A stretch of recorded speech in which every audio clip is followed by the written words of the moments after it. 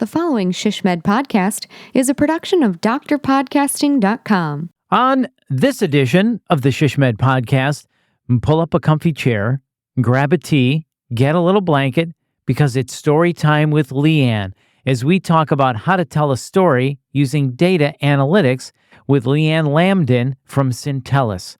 So, are you ready? You got the chair? You got the tea? All right, it's story time with Leanne, so let's get to it. Right? No. This is the ShishMed podcast, rapid insights for healthcare strategy professionals in planning, business development, marketing, communications, and public relations. I'm your host, Bill Klaproth. In this episode, we talk with Leanne Lambden, Senior Principal Consultant at Syntellis. And you can join Leanne and other expert faculty in ShishMed's online course, The New Data Landscape in Healthcare, Advanced Analytics for Strategists. You can learn more at shishmed.org, shsmd.org/education to learn more and to sign up. Leanne, thank you so much for being here. Thanks, Bill. It's a pleasure to be here. Yeah, absolutely. So healthcare data, of course, is becoming more complex. So as we talk about this data visualization, what all can it help us with? So, as you mentioned, healthcare data is becoming more and more complex. And with business intelligence, we can take all the data from different parts of an organization, financial data and market data and clinical data and safety data and community data, and it can come out the other side and we can make use of all that data for quality analysis, safety, community health, strategic planning, anything you're doing in your organization that requires a lot of data. It allows you to take huge amounts of data and make it useful. Which I could see is very beneficial. The human brain latches onto stories more than just a bunch of facts and figures and numbers. So you mentioned it can also help us with strategic planning. So how does data visualization serve in a strategic growth plan? Yeah, so data visualizations can help answer some important strategic questions. For example, what's an appropriate service area for this service line? What's the largest opportunities to increase volume? What are our best opportunities to increase profitability? What are our best opportunities to improve community health? So if you're a strategic planner and you've been assigned the project of finding mission-fulfilling, profitable growth opportunities, that could be pretty daunting. So consider your ultimate audience, whether it's a leadership team, C-suite, a board of directors, a department leader, a physician group, and you're trying to convince them that your analysis is sound and make a compelling argument for your findings. Are they going to want to look through, as you said, all kinds of spreadsheets that you poured over to determine the opportunities? Are they going to want to see data in a way that they can take in and understand and believe and then make decisions based on? So some of the best benefits of data visualization, in my opinion, is to be able to see multiple pieces of data in one view. And it also can show perspective. That's not just a piece of data in isolation. For example, one of my favorite visualizations, although some people think they're passé, are the bubble charts. Yeah. And you can show service line volume, market share, and profitability in one view. And that imparts a lot of information in one visualization that you may have to go to 3 different places to find before you create that visualization. Another one of my favorites is a Sankey diagram. I was introduced to this a few years ago. They're good for physician referrals. They're really good to show the flow of information from a source to a destination, and they sort of look like snakes. Okay. But it's good for point 1, point 2. So that's good for referrals, source, destination, referral. Another is a block chart, which is great to show, for example, how much revenue each service line contributes to the organization. And a block chart is exactly what it sounds like. It has all the different blocks that shows relative size of a piece of information. Yeah. So when you use things like that, you can put multiple pieces of information in one visualization. So specifically to answer your question, the role, I believe, is to explore large amounts of data And then through iteration, use the best visualization to make your case, which would be a convincing argument, a recommendation. And I say iteration because if people are like me, my first few attempts are exploratory visualizations before I land on something that I can say, okay, this is the visualization that I can use to recommend to this group of people this action. So this is very useful for, as you said, making a convincing argument, making a recommendation, telling a story, which I said people latch on to stories more than facts and figures, helping you to prove your point. So what are the tools that we use to create these bubble charts and block charts where we can input all of this data and up pops this really cool graphic? What are the tools we use for this? I recently read an article on business intelligence tools and market share. And this article said that Power BI had the highest market share. That's a good tool, Power BI. Another's Tableau. That was next. So let's see. Power BI had like 36% market share. Tableau had about 20. Then we had ClickSense, SAP or Analytics Cloud. Both had 11. IBM Cognos had 7% market share. And Looker had 6%. I believe Looker is a Google product. Okay. So if you go to the internet and you Google data visualization resources, you're going to find at least 50. But I just read sort of the top. So at Centellus, we use Power BI for our data visualizations. And if you're a larger organization, you probably can get access to one of these. A lot of our clients use Tableau for creating organizational dashboards. And another thing that we do a lot of is mapping, because maps are a great way to visualize data. People just love maps. Mm-hmm. And for example, we'll use a map to show market dominance, which shows which facility has dominant market share by zip code, because it's a really good way to see market opportunities. And mapping can be as simple as a Google map. Who hasn't used a Google map or Waze? Right. To a complicated Esri ArcGIS map.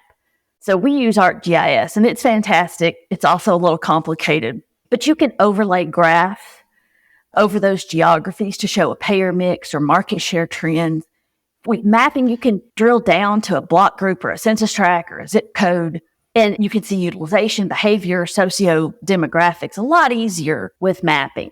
So you use ArcGIS for that. And I was going to ask you, can you drill down to zip code? And you already answered that and said, yeah, you can do that by like blocks and neighborhoods, regions. Sure. Exactly. You can just keep going, and you can put all kinds of information in that. So one example, we use it a lot for community health needs assessments, and we'll look at behaviors all the way down to the block group and census tracts with information from Esri. And you mentioned that data visualization is becoming this huge trend and really big deal in planning and strategy. So companies like Centellus and others like us have these data visualizations. As I mentioned, we use Power BI. But other companies, and I'm getting to what types of tools can we use for data visualization. To me, there's like a third level.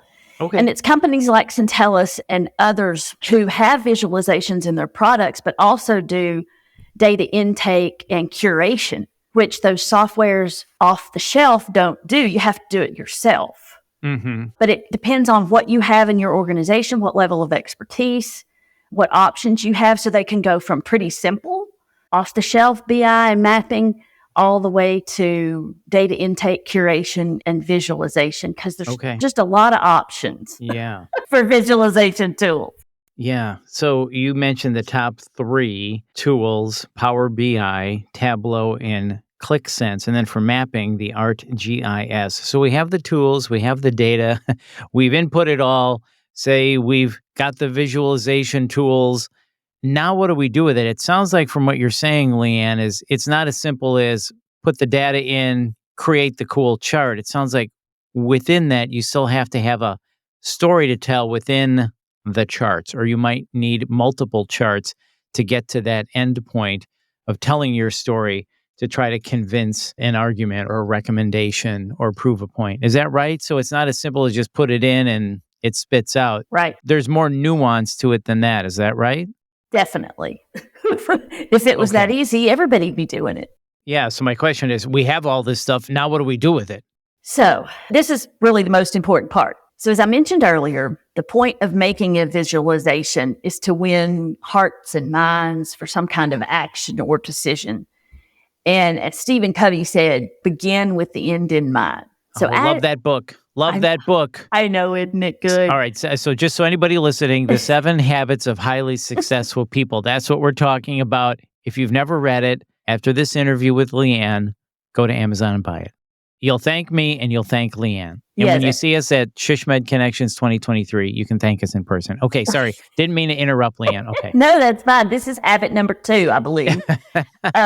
Begin with the end in mind. So as you're gathering that data and creating visualizations, the hard part, but think about your ultimate audience and think about how they prefer to see the information.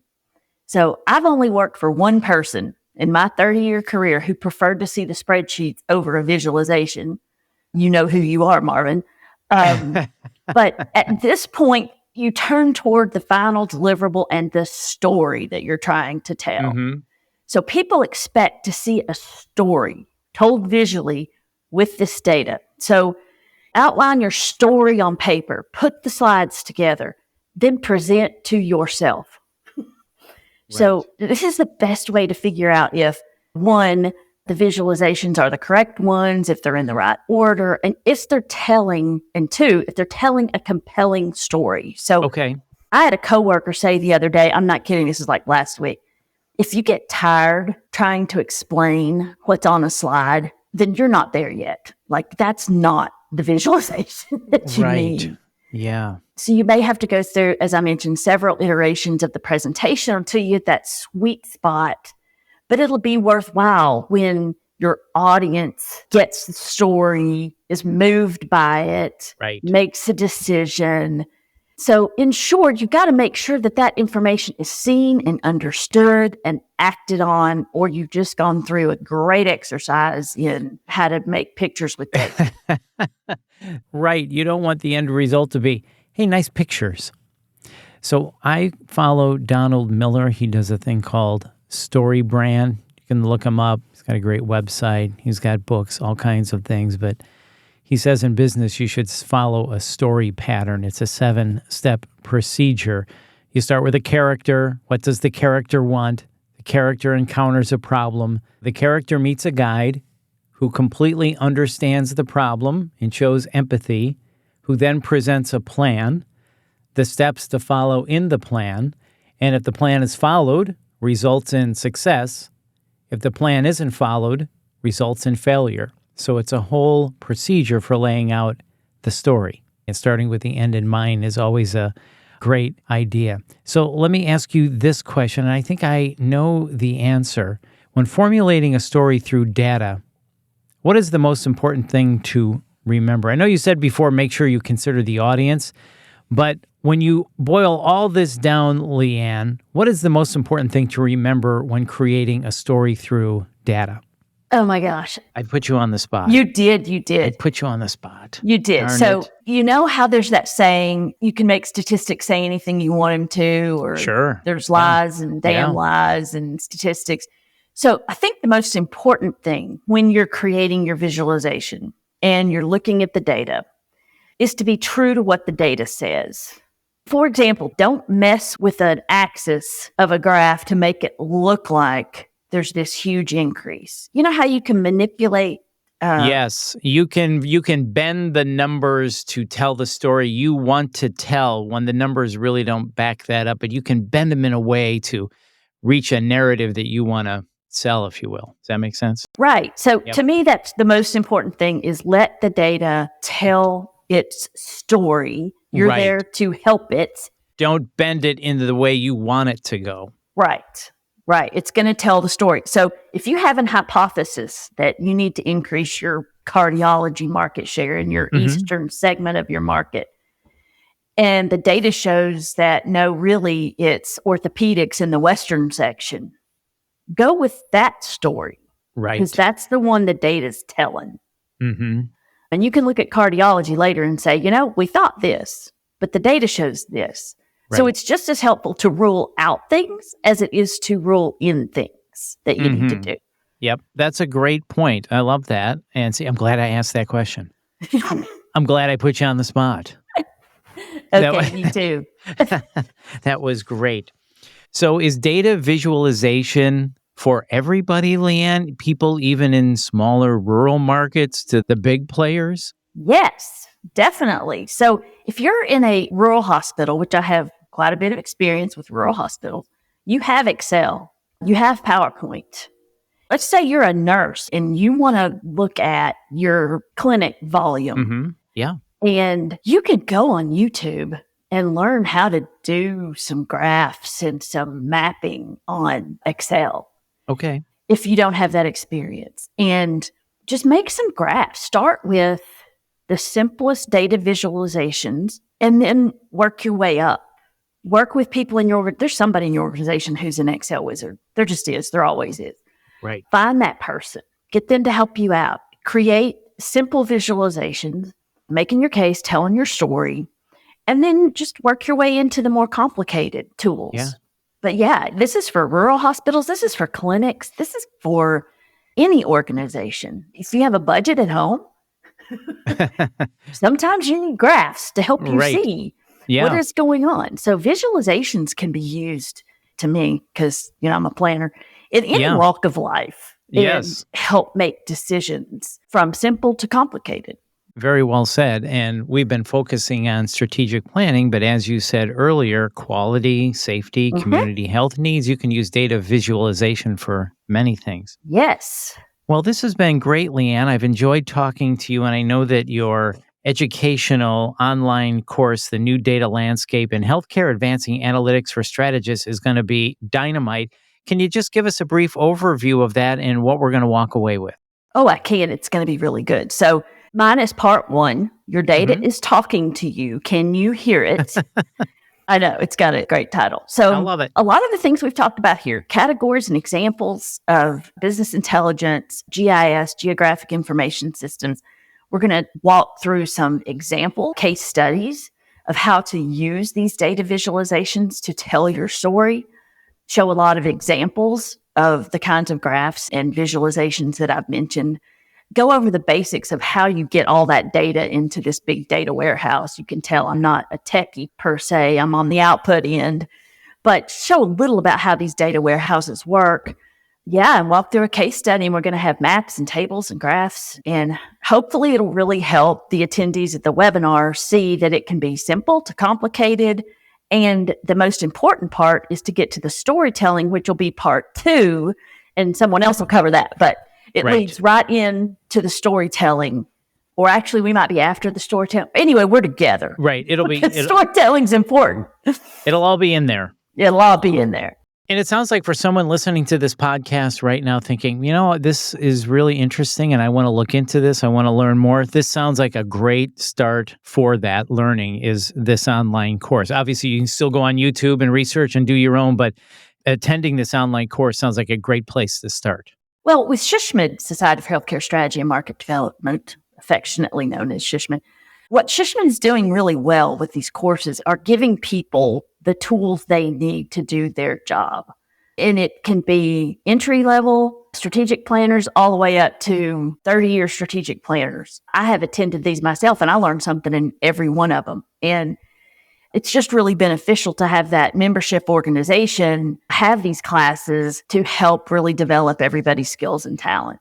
So true. There's no question about that. And I know SHSMD has been invaluable to so many people for their education, and the networking is so valuable as well, meeting other people in the industry. And through the conference and even the online courses, it's just very beneficial. Well, Leanne, thank you so much. And I know the online course is going to be wonderful. If you're interested in this, the one that Leanne is doing, the New Data Landscape in Healthcare Advanced Analytics for Strategists, just go to shsmed.org, that's shsmd.org/education to learn more and to sign up. Leanne, this has been a pleasure. Thank you so much for your time. We appreciate it. Yeah, Bill, this has been great. Thanks for having me. And once again, that's Leanne Lambden. And if you found this podcast helpful, and how could you not, please share it on all of your social channels and please hit the subscribe or follow button to get every episode. And remember to join us at SHSMD Connections 2023, September 10th through the 12th in Chicago, Illinois. Register at shishmed.org/education/annual conference. This has been a production of Dr. Podcasting. I'm Bill Klaproth. See you.